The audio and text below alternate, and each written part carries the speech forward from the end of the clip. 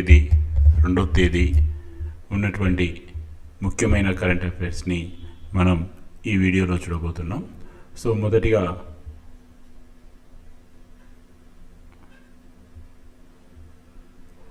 అడవుల్లో పెరిగిన అగ్ని ప్రమాదాలు 3వ స్థానంలో తెలంగాణ రాష్ట్రం.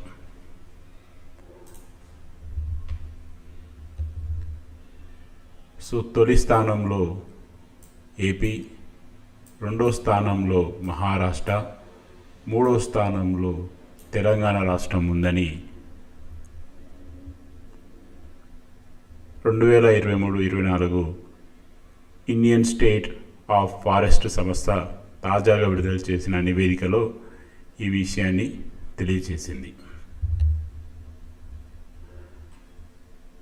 మరొక ఇంపార్టెంట్ కరెంట్ అఫైర్స్ వచ్చి, స్వదేశానికి గుడ్ బై, 13 ఏళ్లలో భారత పౌరసత్వాన్ని వదులుకున్న 18 లక్షల మంది భారతీయులు. రికార్డు స్థాయిలో 2022లో 2.25 లక్షల మంది విదేశీ పౌరసత్వ స్వీకరణ. యుఎస్, కెనడా, యూకే, సింగపూర్లో స్థిరపడేందుకే మొగ్గు.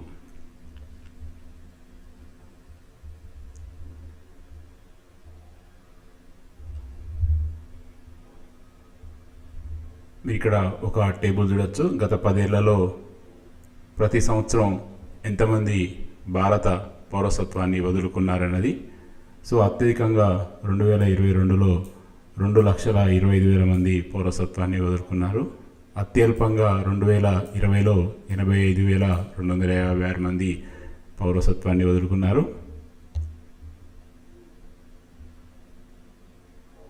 సో ప్రపంచవ్యాప్తంగా 4.5 మిలియన్లకు పైగా ఓసీఐ కలిగి ఉన్నారు. వీరిలో యుఎస్లో 16.8, ఈక్వైలో 9.3, ఆస్ట్రేలియాలో 4.98.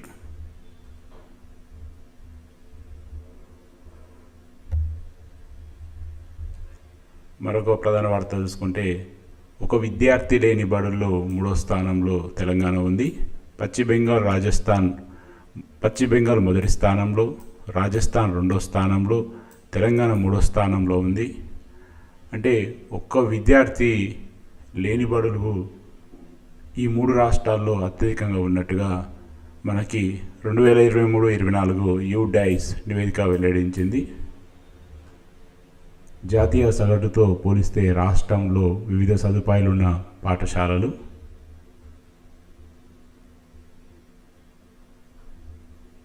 అత్యధిక ఏకోపాధ్యాయులు ఉన్నటువంటి పాఠశాలలు ఉన్న రాష్ట్రాల్లో తెలంగాణ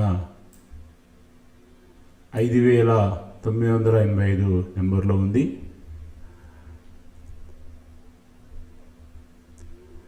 మరొక వార్త చూసుకుంటే, భారత్ పాక్ మధ్య అణుస్థావరాల జాబితా మార్పిడి.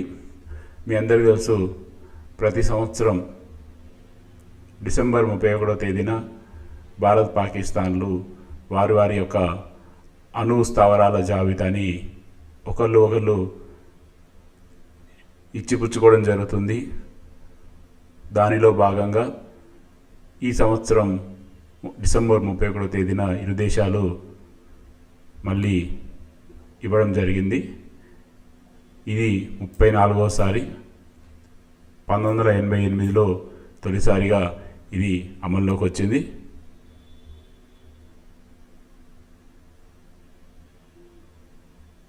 సారీ 1988లో దీని మీద 2 గవర్నమెంట్స్ సంతకాలు చేశాయి. 92 నుంచి ఇది అమల్లోకి వచ్చింది. ఇది 34వసారి. మరొక వార్త చూసుకుంటే, అమెరికాలో విజృంభిస్తున్న నోరా వైరస్.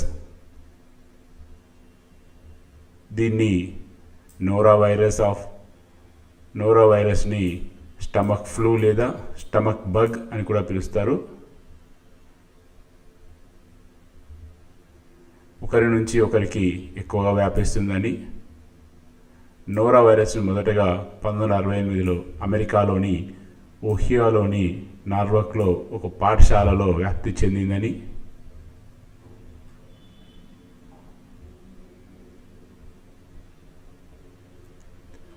సో నోరా వైరస్ అనేది ఎంతో సాధారణమైనదని, ప్రపంచవ్యాప్తంగా ప్రతి సంవత్సరం 685 మిలియన్ల కేసులు నమోదవుతాయని ఆరోగ్య శాస్త్రవేత్తలు అంచనా వేస్తున్నారు.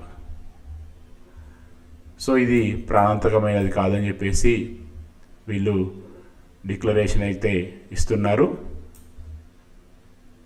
మరొక వార్త చూసుకుంటే, భారత్లో తగ్గిన భూతాప వాయు ఉద్గారాలు ఐరాస విభాగానికి సమర్పించిన నివేదికలో వెల్లడి.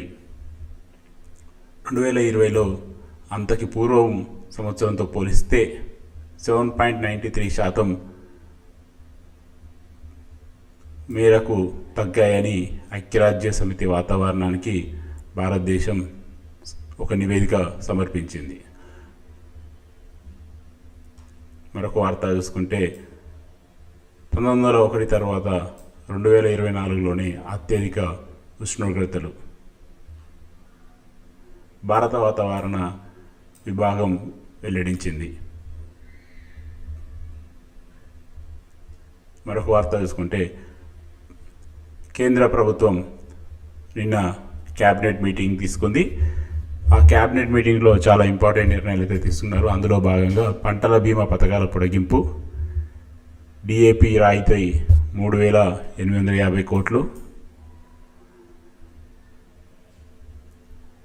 మండల స్థాయిలో వాతావరణ వివరాలు.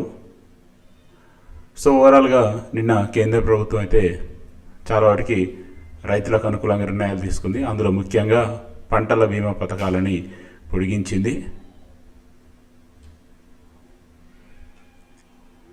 మరొక ముఖ్యమైన వార్త చూసుకుంటే, 2025 సంవత్సరాన్ని రక్షణ రంగ సంస్కరణల సంవత్సరంగా కేంద్ర రక్షణ శాఖ మంత్రి రాజ్నాథ్ సింగ్ అయితే ప్రకటించడం జరిగింది.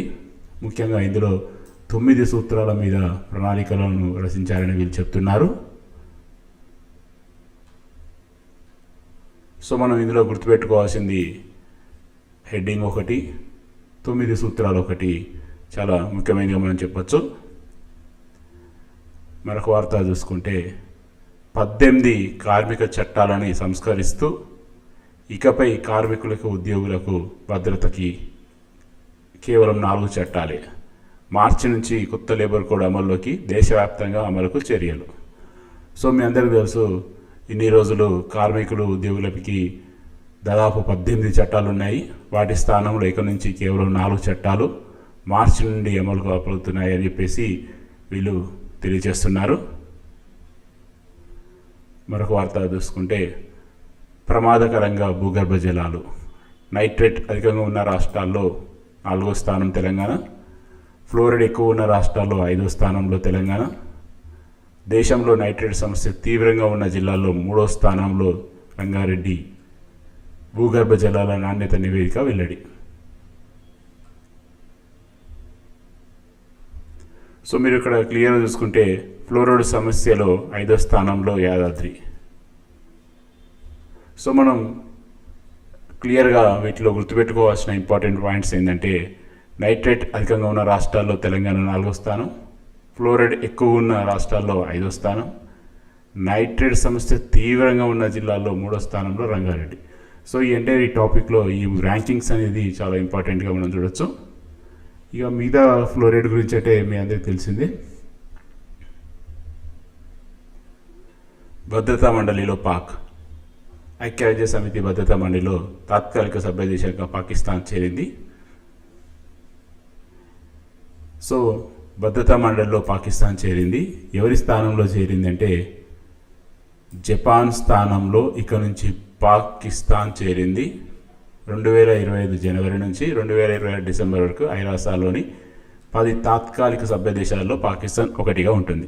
సో మన ఈ టాపిక్లో గుర్తుపెట్టుకోవాల్సింది ఏంటంటే, జపాన్ స్థానంలో పాకిస్తాన్ భద్రతా మండలిలో తాత్కాలిక సభ్య దేశాలు 10లో ఒక నెంబర్గా ఉంది. దీని యొక్క వ్యాలిడిటీ 2 years, 2025 జనవరి నుంచి 2026 డిసెంబర్ వరకు. సో పాకిస్తాన్తో పాటు Denmark, Greece, Panama, Somalia, so టోటల్గా 5 దేశాలు పాకిస్తాన్తో కలుపుకొని భద్రతా మండలిలోకి వచ్చాయి. అంటే 5 దేశాలకు వస్తాయి, 5 దేశాలు పాతాయి. సో ఇది ఫ్రెండ్స్, ప్రస్తుతానికైతే జనవరి 1-2 తేదీన ఉన్నటువంటి కొన్ని ముఖ్యమైన